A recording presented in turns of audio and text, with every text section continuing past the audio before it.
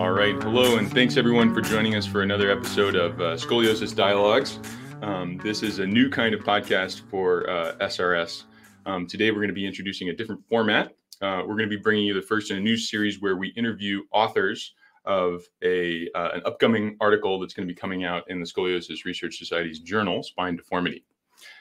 So we'll talk a little bit about the author, figure out what made them do the research, kind of get into their background, and then we'll talk a little bit about the paper as well.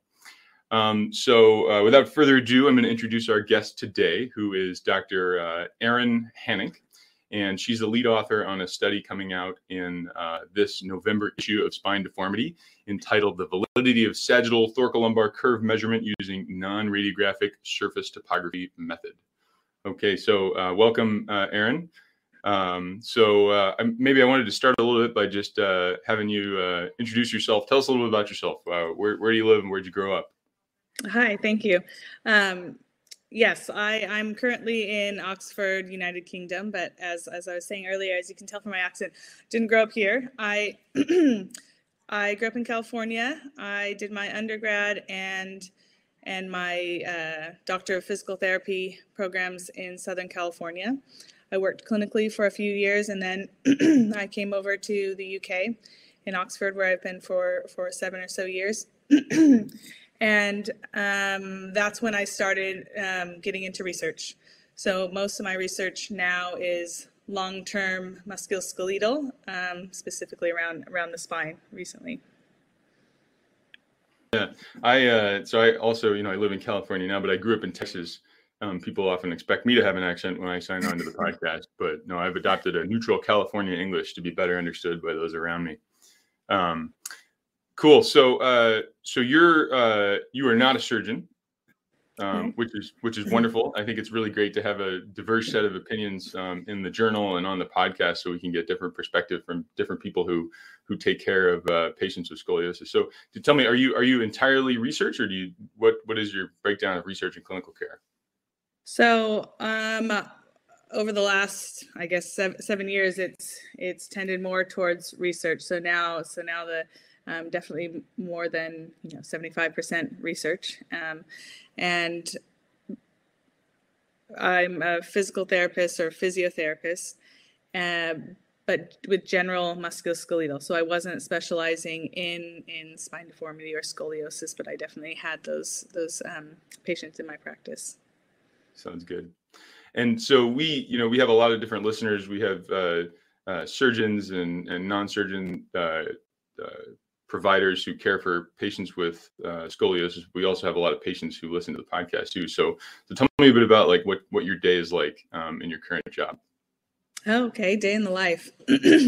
So right now I'm doing quite a bit more work, not non-patient facing, unfortunately, just because of COVID. So this latest study that I'll be talking about, it was cut off, and there were lots of restrictions, and I work in the NHS, so most of the non-essential, non-COVID research had to be stopped. So since then, we're just starting to pick up on research. I will see and assess people in some of the research studies that we have going on in our group, but I'm kind of dug into the research, doing a few systematic reviews at the moment. Yeah, people are often surprised how much of research means me sitting in front of a computer staring at it. Yeah, exactly. There's exciting parts too. Not that isn't exciting. It is. It is more exciting to see patients and see participants. Absolutely. Yeah. Well, we hope you get back there soon. Yeah. Cool. So your current paper is about surface topography for quantifying spinal curvature. So tell me how you got interested in that topic. Yeah. So this was part of my PhD research, and originally I wanted to look at people just in the sagittal plane. So mostly people with osteoporosis. That's how it got started with the PROVE study that we had going on in our group. We looked at different, presentations of a kyphotic spine, essentially, and we wanted to look a little bit deeper into, why is the apex here or why is the apex lower? So I was looking for a tool that would be able to be kind of affordable and portable. And it led me to using the Kinect sensor as a surface topography measure. I actually collaborated with Tom Shannon, who is the founder of Vicon, and he had been working on a program using the Kinect sensor with a particularly severe scoliosis population in Bulgaria. And so he was looking at the cosmetic defect, so kind of the asymmetries in the surface topography of the back. I worked with him to use it to look specifically at the sagittal plane. And so that's how I chose the Microsoft Kinect. And another thing that's interesting about the Kinect here is that normally people think about it as gaming, but it has lots of uses in healthcare for different imaging. And this second generation uses time of flight, which is kind of a complicated new technology, but it is an advancement from, I don't know if you're familiar with, some people might be familiar with like raster stereography and different triangulation methods to kind of get a map of the back. This one is more similar to what our phones are using and kind of the next step. So that's what's particularly exciting about this method. Okay. Yeah, I did. I Googled your sensor before we got on. It sounds like its primary commercial uses in association with an Xbox. Is that right? Xbox. Yeah, exactly. But you'll see tons of literature actually. And so that there's a first generation. This one is the second generation. Again, it's affordable because it was for mainstream gamers, I guess. But the third generation, this next generation, is geared towards research because they saw all the research happening, and it's called the Kinect Azure, and it also is connected with the Microsoft Cloud, and kind of that's the step that it's going towards. Sounds good. And so just for disclosure purposes, do you have any company connections to Microsoft or Xbox or anything like that? We're talking about a lot of brand names. Right. No, not at all. It was just because it was an affordable piece of equipment that had a lot of punch for what you could get essentially. And I think that's why it was 130 pounds, so probably $150. So when you're talking about medical devices, that's very cheap. You have to use it with the laptop, but again, kind of the advancement, you would think that it could lead to using it on like a mobile device. Yeah. So for disclosure purposes, I am involved in research in 3D surface topography measurement too, but we're not going to be talking about my device today. We're going to focus on yours. Okay. Maybe a later episode we can compare and contrast. We'll see. Yeah. Great. So tell me like how much time it takes to perform these measurements in the clinic. Is this something that you could work into like a regular workflow of seeing patients? Yeah, so that is one of the challenges. It's portable, but the way that we were using it, you need a laptop, so you need to plug it in.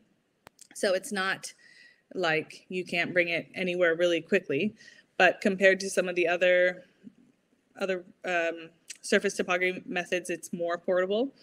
It's not as portable as, say, the inclinometer and the FlexiCurve, which is what I compared it against. The clinical, FlexiCurve is a flexible ruler that you can kind of curl up into a little ball. Inclinometers are also small and handheld. So compared to those, not as portable and not as clinically easy, but it's somewhere in between, I would say. And then in terms of in terms of how long it takes, patient facing, very quick. You can press a couple buttons.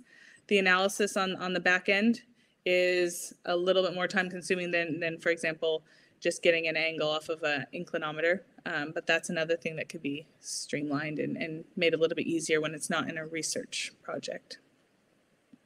Okay. And so just to kind of give our listeners a summary of the article. So you had a population of patients that you had x-rays on, and then in a separate setting, you took some measurements with these 3 different devices, and you tried to quantify their kyphosis, their thoracic kyphosis and their lumbar lordosis, right? And then compared those measurements. Is that it in a nutshell?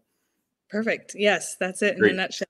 Yep. And so summarize what you found for the listeners comparing Yeah. these devices. So essentially it was in the thoracic spine, or more specifically when you're measuring kyphosis, it has really good correlation with the x-ray, and all three methods have good correlation with each other. But when you move down into the lumbar spine, and again, specifically lordosis, it's a different story. So all of the surface measurements, they're essentially measuring the same thing, the surface, and they correlate well with each other, but none of the surface measurements, including the connect, showed validity and correlated with the x-ray. But if you look at what you're measuring with the x-ray, and we chose the Cobb angle just because it's the most widely used, you're really measuring different things. And if you look at the anatomy and the soft tissue structures over it, you can see why you're not getting a correlation, essentially. And so the process for doing the surface topography, you had to actually place markers on the patient ahead of time. Is that right? Yes. So I placed markers on C7 and his dimples of Venus, or L2 region. And I also did L1 because I wanted to know specifically where L1 was. Another way you could do it is just getting from the top and the bottom and drawing that line from C7 to S2. Okay. And do you think that placing, so summarize maybe what you think are the issues with why it didn't work so well in the lumbar spine? So I don't think, I think it was on par with most of the surface methods in the lumbar spine. When you get more lordosis, you're kind of compressing that area and you get more, soft tissue. Or if there is adipose tissue, you're going to get a different distribution as opposed to when you are in a kyphotic posture where the spinous processes are closer to the surface. And again, the Cobb angle, we're measuring, the orientation of one vertebrae and then the other at the bottom of that region. And so there's a lot of information missing in between. So I think that's where the disconnect comes from. Yeah, there's just a lot more in between you and the spine, I guess, huh? Yeah, there is more. Yeah. Cool. All right. So where do you see this going now? What do you think the next steps are? Yeah, I think it's just a step. I mentioned a bit in the beginning, a step towards possibly getting it in an actual mobile device, because the time of flight technology is being used in some phones and some actually very small portable devices. This method could kind of be used there. There's also a lot of research going on with markerless, kind of markerless anatomical markers, which in the spine is more difficult than kind of a joint like an elbow or a knee. But again, with AI, when you get enough input in, that's definitely a possibility. Yeah. Yeah, well, I think it's a really exciting field, obviously, because I'm working in it too. But we make so many assessments of the sagittal plane on X-ray, and it's just one moment in time, and we take one X-ray. But with surface topography measurements, you can take a lot of them over 10 days and make an average, to kind of understand where somebody sits on average over a given period of time, as opposed to just one awkward stance in the X-ray. Absolutely. I think that's definitely one of the big benefits to surface topography and kind of some of these movement devices where you can get multiple readings, and exactly what you were saying, John. Yeah. So what do you think are the main clinical applications of this? So unfortunately, this isn't one that can go straight into the clinic. I mentioned it is kind of a research software program, but one thing that you can see is that these surface topography methods and all the other surface methods are really good for kyphosis. So when you are measuring thoracic spine or kyphosis, there's a big overlap in between. You're going to get pretty accurate measurements compared to an X-ray. But looking at surface measurements, and the lumbar spine is a completely different story. So I don't think they are this method and many others are valid to look in the lumbar region. Yeah, some more work to be done there for sure. Great. Okay. Well, I guess one other question I had for you was you looked at it across a bunch of different patients, right? So some of the patients had surgery, some of the patients had scoliosis, some of the patients didn't have either of those things. Did you find that it was any better or any worse for any given population? Yeah, so that's it was a benefit and a drawback. There was another study that was done by Queck et al., and they looked at very healthy people. 20s, 30s, healthy backs. And so I did want to see a more clinical population, but then when you get so much diversity, we need a bigger sample size. But what I did notice, and this isn't reported specifically in the paper though, that some of the patients with lumbar spinal stenosis, so they're starting to flatten in the lumbar spine. And again, some of them were even more kyphotic in the lumbar spine. You're getting more accurate. So that's why I made that distinction between lumbar spine and kyphosis versus, specifically the lumbar spine lordosis. Great. Yeah. Well, we're all interested in the next installment of your research and more research in this field. I know a lot of my patients are super excited about the possibility of this, so we can start getting some numbers to describe what's going on in their back without irradiating them, and also to have something that maybe they can use at home in the future to quantify what's going on without having to come into the office. Yeah, I agree. And I think actually one thing that people really liked was kind of with the surface topography, our output was kind of like a heat map looking, I guess what you would see on any surface topography map. And that was really nice for patients to see. They like that. So kind of seeing a good visualization of their back. Some people really did like that. Cool. All right. Well, thanks for joining us today. I think this is a great kickoff to this new episode format. And I hope our listeners will stay tuned for the next one. Thanks for having me. This is fun.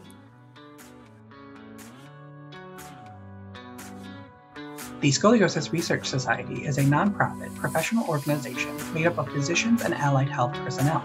Their primary focus is on providing continuing medical education for healthcare professionals and on funding and supporting research in spinal deformities. Please visit srs.org for further information.